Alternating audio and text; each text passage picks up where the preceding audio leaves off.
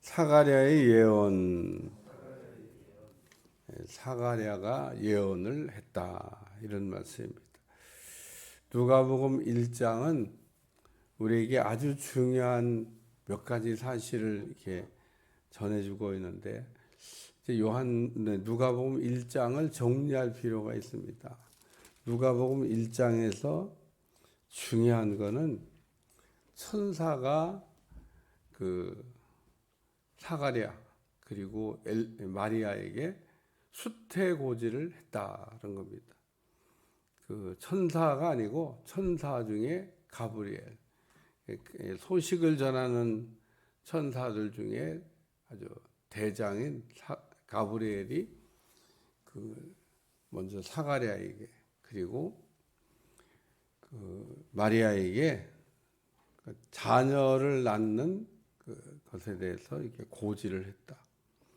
사가랴와 엘리사벳은 나이가 많고 자녀를 생산할 수 없었는데 천사 가브리엘이 자녀를 낳는다. 그래서 자녀 생산에 대한 이야기를 들었는데 그 천사가 전한 말대로 자녀 생산을 했고, 마리아도 자녀 생산을 했는데 처녀가 아들을 낳을 것이다. 그런데 왜 처녀가 자꾸 아들을 낳았다고 얘기하냐?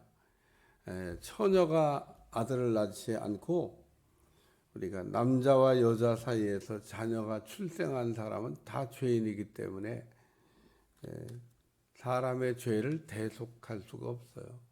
우리가 그 내용을 하나만 잘 기억하고 있어도 우리가 신앙생활 하다가 절대로 곁길로 가지 않는데, 이 기초가 항상 하나님의 말씀의 기초가 이게 약한 사람들이 이제 2단, 3단에 빠지는 겁니다. 그러니까 마리아가 왜 처녀의 몸으로 자녀를 잉태하고 출산했냐? 죄 없는 예수님을 이 땅에 오게 하시기 위해서 그런 일을 했다는 겁니다. 두 번째는 이 사가랴 엘리사벳과 그리고 마리아가 서로 영적 사귐, 교제를 가졌다. 그런 얘기입니다. 마리아에게 천사가 말하기를 임신을 못한다고 하던 사가랴 엘리사벳의 가정에 자녀가 이렇게 생겼다.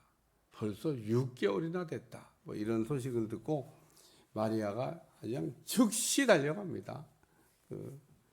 몰랐을 때는 안 갔는데 알고 난 다음에 즉시 달려가서 몇 달을 같이 살았냐?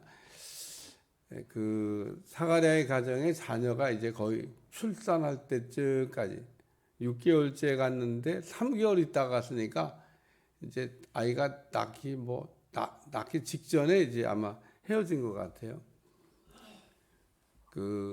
아이를 처음 임신했을 때는요, 몸이 그래도 안 무거워요. 여자들 제가 보면 아이를 처음 임신했을 때 몇 달은 그냥 회사도 다닐 수 있고요. 다 할 거 다 해요. 근데 6개월 지나면 그때부터는 몸이 무거워져요.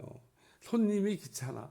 근데 이 마리아가 아주 오는 손님이 귀찮을 때 이게 온 손님입니다. 근데 귀한 손님이야. 영적 VIP잖아요. 예수님을 이렇게 임신한 마리아가 지금 자기 집을 방문했는데, 임신 초기에 한 달 되었느냐, 요때 갔다가 한 3개월 있다가 오면은 아주 몸도 가벼울 때 좋은데, 하필이면 배가 부르고 6개월이 지나 7개월, 8개월, 9개월 요 시기에 사가랴 엘리사벳 가정에 마리아가 머물고 있었고, 그리고 그 시기에 영적 교제를 나눴다. 우리가 천사를 대접하는 것도 형편과 처지가 넉넉하고 좋을 때, 그런 때도 우리가 천사를 대접할 수 있지만, 때로는 사렙다 과부처럼 먹고 이제 죽어야 되겠다. 그런 때도 하나님이 필요한 종을 보내거나 천사를 보낼 수 있다. 그런 얘기입니다. 그래서 이 사가랴 엘리사벳 가정에 몸도 무겁고 손님 오는 게 귀찮고 손님 대접하기도 참 쉽지 않은 그런 시기에 마리아와 사가랴 엘리사벳이 같이 영적 교제를 나눴다. 그때 그 마리아와 사가랴 엘리사벳의 영적 레벨은 차이가 있어요. 마리아가 무슨 뭐 예수님 임신했다고 갑자기 영적 레벨이 막 팡 무슨 뛰어 올라가가지고 그 나사렛 동네에 살던 그냥 그래도 뭐 여자지 뭐 그 이상도 그 이하도 아닙니다. 그러니까 하나님이 이런 만남을 통해 가지고 그 마리아가 사가랴와 엘리사를 만날 때에는 그 사가랴 엘리사벳은 나이도 많이 들었지만 나이 들었다고 다 영적 아비가 되는 건 아니에요. 근데 이분들은 이 성경의 내용으로 볼 때 영적 아비된 자, 청년도 아니에요. 영적 아비된 자, 영적으로 신령한 은혜를 이게 알고 영적으로 이게 잘 훈련된 그런 사람들. 왜냐하면 엘리사벳도 예언하지, 사가랴도 예언하지, 엘리사벳도 성령 충만하지, 사가랴도 성령 충만하지. 이런 게 그 성령 충만의 역사라고 하는 건 예수님이 부활 승천하신 이후에 강력하게 나타났지. 이때에는 아무한테나 그렇게 무슨 뭐 강력하게 막 부어진 게 아니에요. 근데 그 예수님의 사역도 시작하기 전에 이 엘리사벳도 성령 충만해서 예언을 하고 사가랴도 성령 충만해서 예언을 하고 그래서 영적으로 이분들이 레벨이 거의 뭐 그 아비에 된 자의 수준에 있는 분들인데 이 영적 레벨이 아주 높은 사가랴 엘리사벳이 마리아와 이게 교제를 가졌다. 그리고 이제 오늘은 그 영적 레벨이 아비의 단계에 머물러 있던 우리 앞에서는 엘리사벳도 예언하는 거, 마리아도 예언하는 거 이게 다 들었는데 사가랴도 성령이 충만하여 예언을 했다. 두 가지 예언을 했어요. 하나는 메시아에 대한 예언이 전반부에 나오고 후반부에는 세례 요한에 대한 예언이 나옵니다. 그러니까 이 사가랴가 성령이 충만해서 그 전반부에는 메시아에 대한 거, 후반부에는 세례 요한에 대한 예언을 했는데 사가랴의 예언을 정리하면 첫째는 속량에 대한 예언을 했습니다. 속량. 여기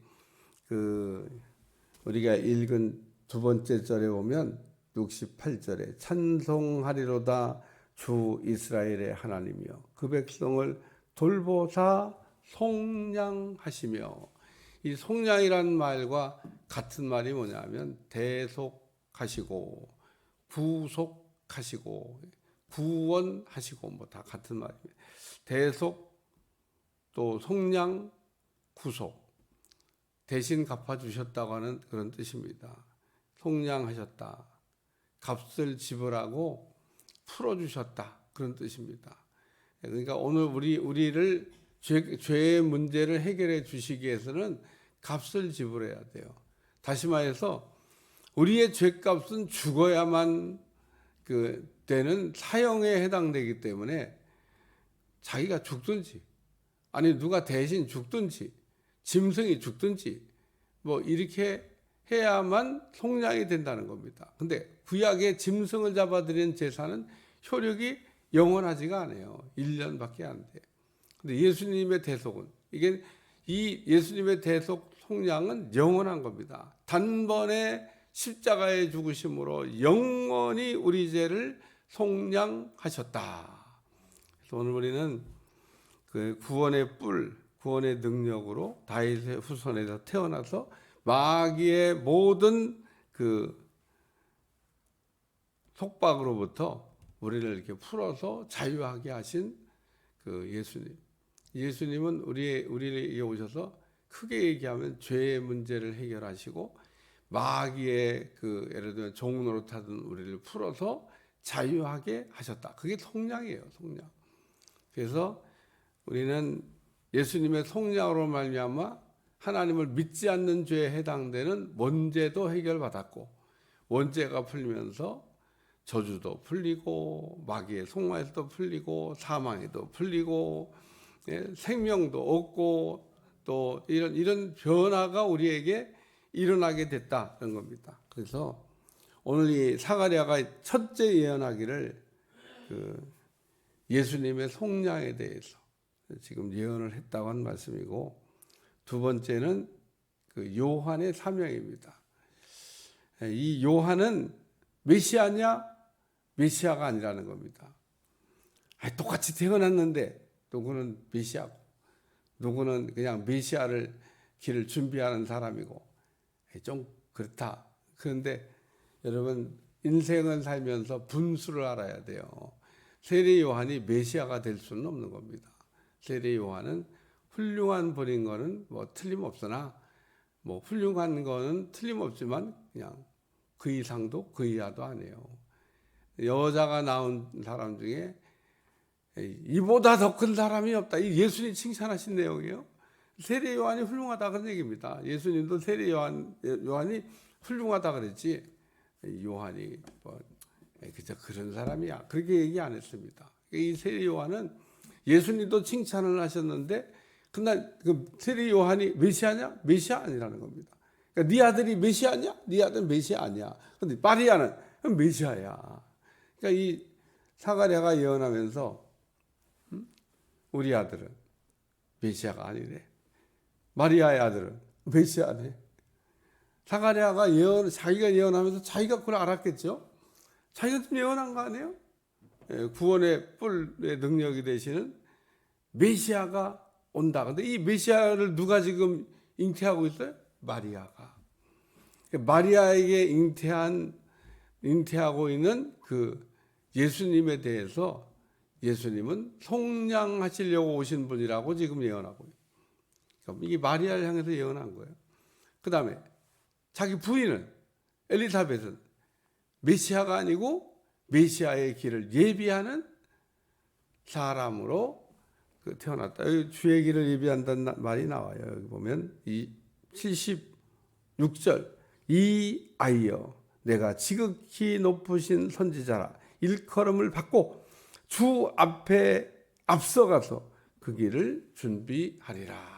그러면서 세례 요한은 주의 앞에서 먼저 사역을 시작하고 먼저 주님의 길을 예비하는 일을 이 아이가 하게 될 거다. 그리고 예언합니다. 이 사가랴의 예언을 통해서 사가랴가 뭘 알았냐? 엘리사벳이 낳을 아이는 메시아의 길을 닦는 아이가 될 것이고, 마리아가 낳는 아이는 메시아가 될 것이고, 이 얘기를 지금 한 겁니다. 세 번째는 그 80절에 요한의 훈련도, 세례 요한의 영성 훈련도 이야기를 했어요. 세례 요한이 어떻게 그러면 훈련을 받을 것이냐. 80절 다 같이 읽어봐요. 시작. 아이가 자라며 심령이 강화해지며 이스라엘에게 나타난 날까지 빈들에 있으니라. 하나님께서 세례 요한을 빈들에다가 갖다 놓고 영적 훈련을 시킬 거다라고 말씀하고 있어요. 사도 바울도 그 은혜 받기 전에는 그 그릇된 열심을 내고 예수님 믿는 사람들 뭐 잡아서 옥에 가두고 못된 짓이라고 하는 못된 짓에 아주 열심히 특심이었던 사람인데, 다메섹에서 은혜 받고 난 다음에 내가 잘못 믿었구나, 내가 잘못 인생을 살았구나. 오늘 우리가 인생을 살아가다가 이 은혜 받는다고 하는 게 터닝 포인트, 우리 인생의 전환점이 오는 게 그게 은혜 받는 겁니다. 사람들이 막 은혜 받았다고 그러는데 막 은혜 받으면 은사 받고 능력 받고 뭐 신령한 뭐 체험하고 뭐 이런 거 그것도 은혜 받은 건 은혜 받은 거죠. 근데 그렇게 받았다 할지라도 터닝 포인트, 인생의 변환이 안 일어났다 그러면 은혜 받은 거 아니죠. 이단에 교주된 사람 치고 한때 은혜 받지 않은 사람 있냐? 그 가짜들 아주 생 가짜들 빼고는 그래도 나름 다 어디서 기도하다가 은혜 받았는데, 그 은혜 받은 순간에 딱 사도 바울처럼 인생이 바뀌어야 되는데 안 바뀐 겁니다. 그래서 은혜는 받았는데 하나님 앞에 붙잡혀 쓰임 받은 게 아니라 불의의 병기로 쓰임 받고 인생을 마감하게 된 거예요. 오늘 우리가 인생을 살면서 평생 살고 후회하지 말아야 될 일이, 하나님께 잡혀서 단 하루를 쓰임받든 1초를 쓰임받는 게 그게 은혜지. 하나님의 손에 사로잡히지 않고 마귀한테 잡혀가지고 땅에서는 뭐 좀 사기치고 그냥 온갖 걸 다 누리면서 살지는 몰라요. 죽을 때 제정신이 오면 후회할 겁니다. 내가 뭔 정신에. 우리가 마귀한테 속아가지고 마귀의 똘바니 짓하다가 제정신이 오면 다행이고요. 오늘 우리가 마귀의 똘마니 그러므로 절대 하면 안 돼. 여기 세례 요한이 어떻게 됐냐? 빈들에서 영성 훈련을 했다. 빈들은 빈들이에요, 그냥 빈들. 빈들이라잖아요, 빈들. 아라비아 사막에 사도 바울을 갖다 놓고 3년 넘게 거기서 율법이 뭐냐 그러고 생각을 한 겁니다. 자기는 율법을 열심히 지키면 의인 되는 줄 알았는데 예수님 만나고 보니까 내 의가 율법에 있는 게 아니고 십자가에 있다고 하는 것을 깨달은 거예요. 그래서 바울이 은혜 받고 난 다음에 나는 이전에 자랑하던 것을 배설물같이 버리고 나는 오직 예수님의 십자가의 의만 붙잡는다. 십자가 외에는 아무것도 자랑하지 않기로 결심했다. 그러고 얘기합니다. 오늘도 이 말씀을 들으면서 다 아는 얘기 하는 거예요. 지금 제가 하고 있는 얘기를 여러분들이 몰라서 지금 제가 줄줄줄줄 하고 있는 게 아닙니다. 했던 얘기 또 하고, 아는 얘기 또 하고, 들은 얘기 또 하지만 어느 날 딱 듣다가 여러분도 이게 십자가의 대속의 의로 내가 의인 되는 거지 내가 뭘 하나님 앞에 해서 의인 되는 게 아니다고 하는 사실을 깨달으면 나의 나 되는 것이 하나님의 은혜요. 자랑할 게 아무것도 없어요. 내놓을 게 없습니다. 그래서 어떤 종은 일을 죽으라고 해놓고 하나님 앞에서 뭐라고 고백하냐? 부익한 종입니다. 내 힘으로 내가 했으면 내 능력으로 내가 뭔가를 했으면 내놓을 것도 있고 자랑할 것도 있지만 내 능력으로 내 힘으로 한 게 아니기 때문에 아무것도 내놓을 게 없다는 거예요.